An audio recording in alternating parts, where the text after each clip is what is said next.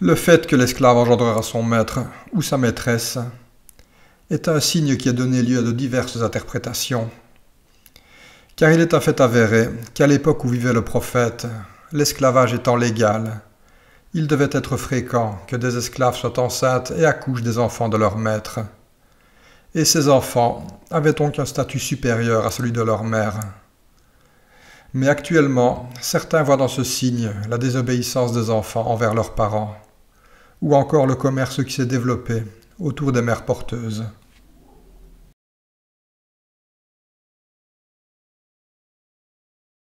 Le prophète a également annoncé la disparition des personnes vertueuses à la fin des temps. Comme cité dans ce hadith, « L'heure ne viendra pas, jusqu'à ce qu'Allah reprenne son élite parmi les gens de la terre. Il ne restera plus que les racailles, qui ne commanderont aucun bien et ne réprouveront aucun mal. »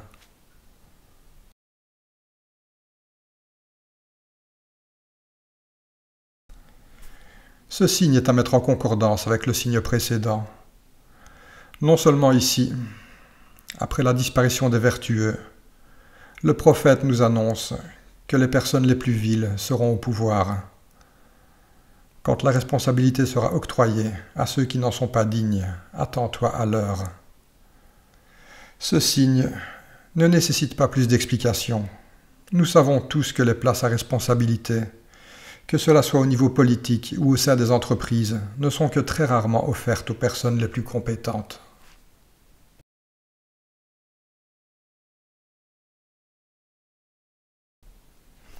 Dans ce signe, Ibn Mas'ud rapporte que le messager d'Allah a dit « Parmi les signes de l'heure, il est que l'homme en salue un autre, ne le saluant que parce qu'il le connaît. » Cela nous semble tout à fait normal à notre époque, de ne saluer que les personnes que nous connaissons. Mais il n'y a pourtant pas si longtemps que cela, ce fait était considéré comme la moindre des politesses. D'ailleurs, il est intéressant de citer un autre hadith à ce sujet. Le prophète, sallallahu alayhi wa sallam, a dit « Vous n'entrerez au paradis que lorsque vous serez croyant, mais vous ne serez croyant que lorsque vous vous aimerez. Ne vous indiquerai-je point une chose, si vous la mettiez en pratique, vous vous aimerez. Partagez le salut entre vous. »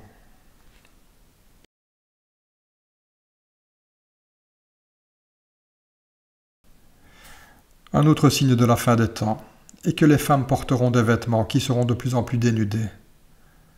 Chose qui était totalement impensable à l'époque du prophète, mais à laquelle nous sommes tous habitués. Comme dans ce hadith rapporté par Al-Hakim, il y aura à la fin de cette communauté des hommes qui monteront sur des selles confortables, jusqu'à arriver aux portes de leur mosquée. Leurs femmes seront vêtues, mais toutefois nues.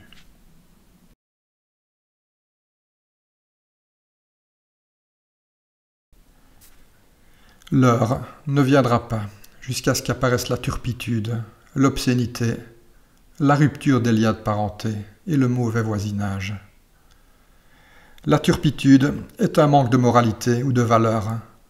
L'obscénité n'a jamais été aussi présente qu'à l'époque actuelle, que cela soit dans la musique, le cinéma, ou même la façon dont des proches ou des amis se parlent entre eux. En ce qui concerne les liens de parenté et le mauvais voisinage, c'est également une chose fréquente à notre époque.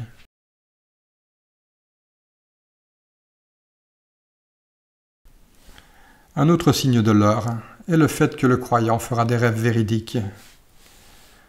Lorsque le temps se rapprochera, le songe du musulman ne mentira pratiquement plus. Le plus véridique d'entre vous dans le songe et le plus véridique dans la parole.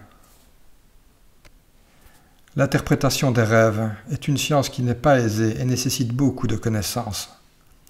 Mais ce hadith nous indique qu'à l'approche de l'heure, le croyant véridique pourra faire des rêves prémonitoires. Nous n'avons par contre aucune indication si cela se produira avant les signes majeurs, pendant ou après ceux-ci.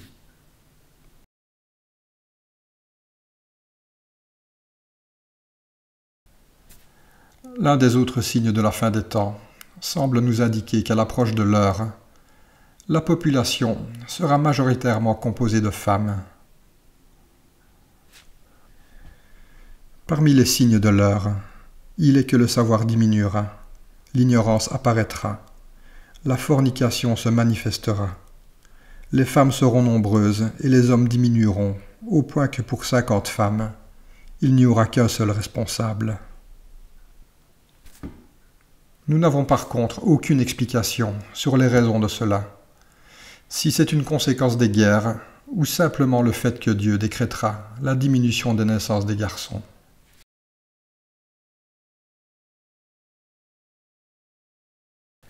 L'un des autres signes de l'heure est la prise de Constantinople juste avant l'apparition du Dajjal.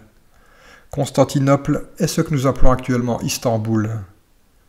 Il s'agit ici d'un hadith assez long et les savants divergent quant à son interprétation. Mais ce que nous pouvons en retenir, c'est qu'avant l'arrivée du Dajjal, cette ville sera prise par une armée qui sera vraisemblablement composée de musulmans et de chrétiens.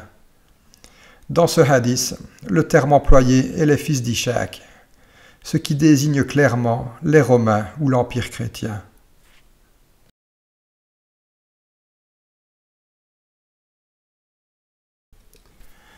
Ce signe semble être un de ceux qui se produira après la venue du Dajjal et de Nabi Issa.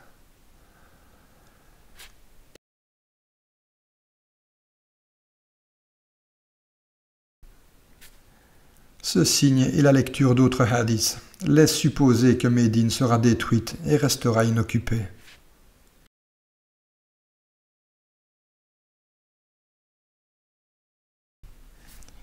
Ici, nous avons un signe dans lequel le prophète nous informe qu'Allah reprendra l'âme de tous les croyants, leur épargnant ainsi de vivre l'heure. Ce signe apparaîtra après que tous les signes majeurs se soient produits.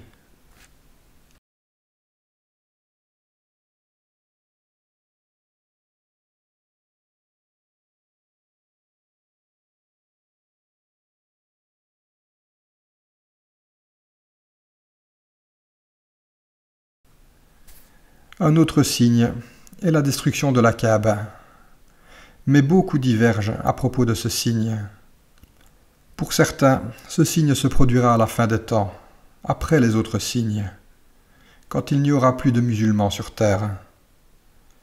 Pour d'autres, cela s'est déjà produit, car la Kaaba a déjà été détruite et reconstruite. Allah Alem.